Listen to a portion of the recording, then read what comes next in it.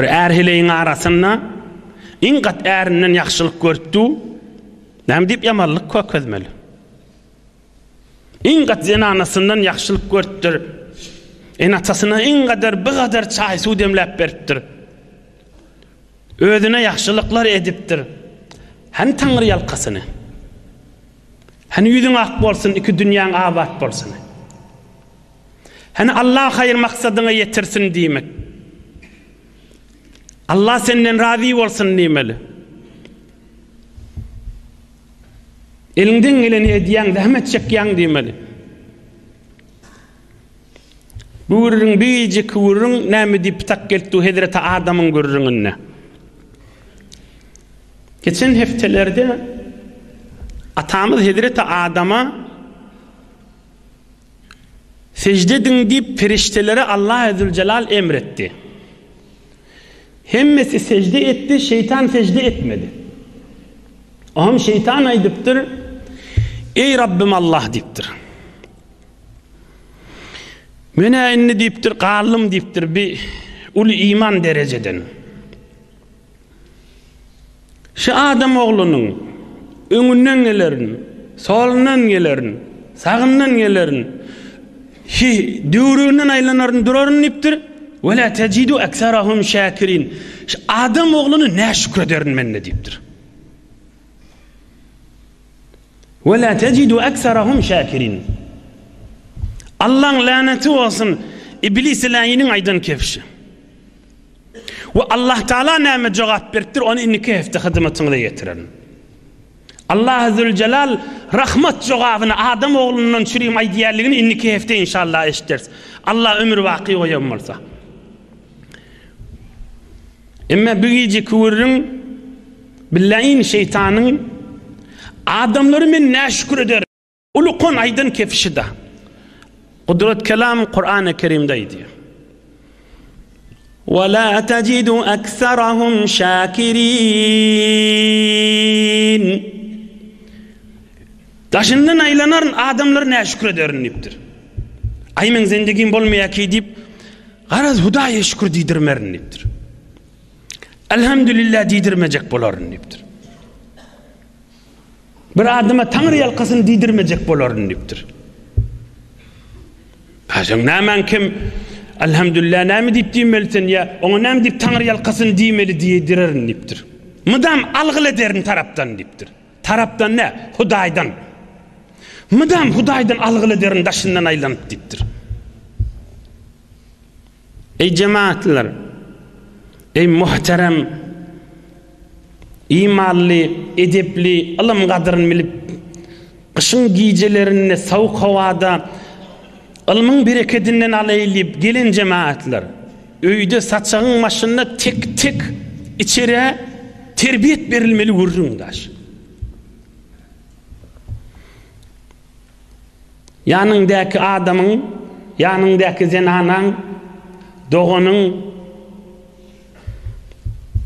bir mübarek Peygamberimizin derman sözünü okuyun inşallah işte açıklayayım. An ummil mu'minin Aişe-s-Siddiqa radıyallahu ta'ala anha. Enemiz Hazreti Aişe aydiya. Peygamberimiz aleyhissalatu vesselam bana aydirdi. Ya Aişe, ma fa'alet ebiyatuka? Kadi öye gelenine aydirdi. Ey Aişe, bir qoşgular okuýadың, okuysana şu qoşgulary diýerdi. Oha men aýdardım. Qoşgu kan, haýsy birini aýdýan ya Rasulallah diýerdim. Feýekulu sallallahu aleyhi ve sellem fi'ş-şükr. Şol bir araplaryň bir qoşgulary bardyr. Tanrı yalqasyn diýme barada bir qoşgulary bardyr diýe. Elhamdülillah diýmek bir qoşgulary bardyr. Şu nigmatyň kadryny bilme barada, teşekkür etmek barada qoşgulary bardyr. Şolar okuýsana diýerdi we menne okuýardym diýe Hazreti Aişe. Oňam Peygamberimiz aleyhissalatu vesselam şonu aýtdy. Eşitsin muny musulmanlar, dinleň. Ya Aişe, إذا حشر الله تعالى الخلائق يوم القيامة قال عز وجل لعبد من عباده استنع إليه عبد من عباده معروفا هل شكرت؟ فيقول إيه ربي علمت أن ذلك منك فشكرتك عليه. إيه عائشة ديبتر محشر meydanında kıyamet gününde awwalin ahirler üyşen gününde Allah Azze Celal bir tofor bendelerine aytacak ey bendelerim size men kan nimet berdim şoň şükürün etdiňizmi dip. Ohum olar aytacak Havva ya Rabbi şükürün ettik elhamdülillah diýdik teşekkür ettik Hudaya sana diyecekler. فيقول عز وجل لم تشكرني إن لم تشكر من أجريت ذلك على يديه. Elhamdülillah diýdiňiz. Men şo nygmaty size kimin üstünden berdim? Tarafı Taňry ýalkasyn diýmediňiz ha diýjek. O näme bilmenşik bolluňuz diýjek. O näme eşitmenşik bolluňuz diýjek. İllem teşkur men ecraytu zalika ala yadayh. Asmandan sana altın yağmadığa belli. Yağın yağladım. Nigmat kimin üstünden geldi öýüňe? Gursagyňa, galbyňa, magzyňa, haklyňa, ýaşaýyşyňa. Kimin üstünden Hudaý nigmat berdi sana? Teşekkür etdiňmi, Taňry ýalkasyny diýdiňmi, ya bilmenşik bolluňmy? Mecmu'i Zevaid lil-Allame Heysemi. Nebi Ekrem Aleyhissalatu vesselam'ın aydiyan sözü. Din terbiyetişi. Şeytan aydıptır adamlar näşükür eder diptir. Näşükür bolmalylar. Elhamdülillah aydiyas. Zenanalan wezifesi saçaktan soň elhamdülillah dip ýenden içenden soň aydiya. Adamsynyň üstünden şu ırsgal gelen bolsa Taňry ýalkasyny nemeli. Ýüzüň ak bolsun nemeli. Allah senden razı olsun diýmeli. Bu kadar kan geliller wa gaýnyny gaýnatasynyň mydan çaý suwun berip öýün arasalak kesip berler. Adamsılarda ya öz ýurdunda ya başga ýurtlarda halal çöregim diýip işlek kesip ber. Äriň wezifesi da den anasyna Taňry ýalkasyn berekellah diýmeli da. Bilmenşik bolmalylar. Enesini atasyna ýakşylyk edýäti. Gaýnynesine gaýnatasına äriň enatasy bolsun ýakşylyk edýäti. Ärde Taňry ýalkasyny nemeli gaýnyny gaýnatada. Ýok, bulara bellice zat. Beýleki eltili, beýleki dogullar da Taňry ýalkasyny nemeli. Şol gelne. Döwletiň artsyny nemeli. Hudaý senden razı bolsun nemeli. Çyn musulmanyň wezifesi daşy. Enatan saklatdyň demeli.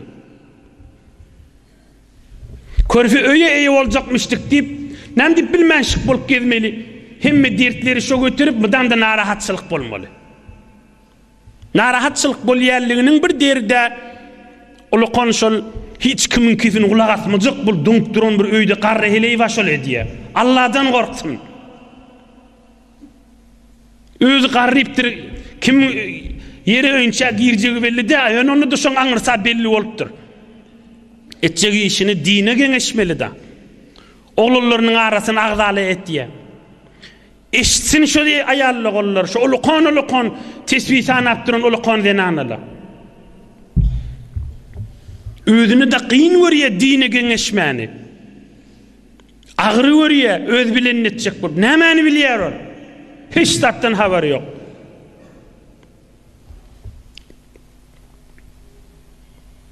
Nigmatyň gadryny bilmek, bu Taňry ýalkaly bolmak. Hakla insaniýetde belli bir zatda. Ýüzüň ak bolsun. Türkmenne ajab owadan dogalar bar. Döwletiň artsyn diýär.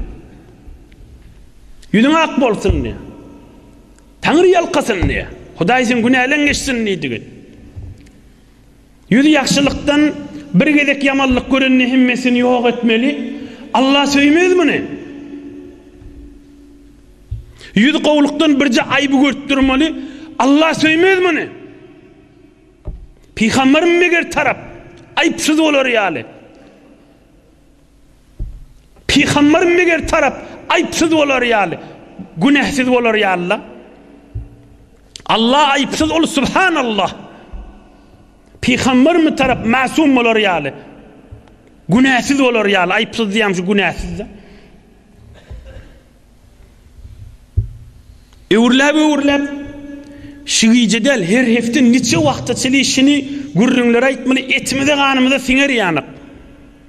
Bu iman terbiyetinin gurrungy. İmanly musulman türkmen oğullar. İnsanın yaşayışını awadyrlayan gurrun. Cami-i beşeriyeti yalfıllatya, yuyabe. Zinet veriye.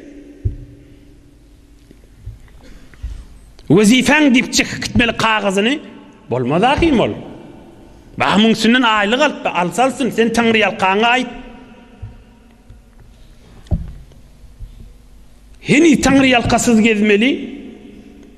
Musulman awala insana gelişmez. Sonradan musulmana gelişmez. Hamany bir neferin öýüne mihman bolýan bir yerden barýakan bir düzde galypdyr. Oğam şu öýde çay suw içýär, daşarda durma. Gel bir tay düz del, öýe gelýär. Çay suw berýär. Muny hemme kiş gow bilýär. Taňry ýalkasyn, haja öýdediň, ýüzüň ak bolsun diýip gitýär. Bu bir gowzat. İçeriňde näme diýip bolmaly elbe? Öýüň içinde näme diýip edip ýörýmeliler? Elbette yürüymeli. Allah sana cennet nigmatını versin demeli. Ya bir öýüň içinde yan gaýnana gaýnaçasyny saklaya ya gelini hiç sat ettirilenak. Tamam nazır nigmat gelinin üstünden dökülüpdi. Teşekkür etmeli Tanrı'ya. Allah'a elhamdülillah demeli. Öýesine, ulu kollarına, adamsına, gaýnana gaýnaçasyna yüzüňiz ak bolsun, Tanrı ýalkasyn, Allah sizden razy bolsun demeli. Tamam üýşmeliklerde terbiyete jaýlanmaly bir gurrunda. Ýa-ni enemil Hazreti Aýşaga Nebi Ekrem aleyhissalatu vesselam da aýtdy, kıyamet gününe sorajak nigmat kimin üstünden geldi diýip. Teşekkür edýän demeli. Muteşekkerem demeli. Devletiniz artsın demeli, sağ bolun demeli. Yine bir manasy aşy boldy. Elhamdülillah demek ve nigmat birinin üstünden gelenine tarafa Tanrı ýalkasyn demek izin dinleýin. Qila lil wa'iz Abi Hazim radiyallahu ta'ala anh ma şükrul aynayn فقال إن رأيت بهما خيرا أعلنته وإن رأيت بهما شرا سترته. Nağat mana buyururlar. İmam Azam Ebu Hanife'nin ustadlarının devrinde bir alim bir vaiz varmıştı. Hazreti Ebu Hazim diyelim. Ondan sonra yaptırlar. Görür gözün şükrünü emminin molyer deyiptirler. Görür gözün şükrünü. Görür gözün şükrünü necre eda etmeliyiptir. Allah razı olur yalliyiptir. Olay diptir. Görür gözün şükrünü etcek bolsan, mın menen gowzat görsen ayıtmalı, mın menen bir benden ayıbını görsen örtmeliyiptir. Görür gözün şükrüşü deyiptir. Bir benden gowluğunu görsen ayıtmalı, bir benden zererini, bidiregini, ayıbını görsen örtmeliyiptir. Şuna diýeli gözün şükrü diýeli deyiptir.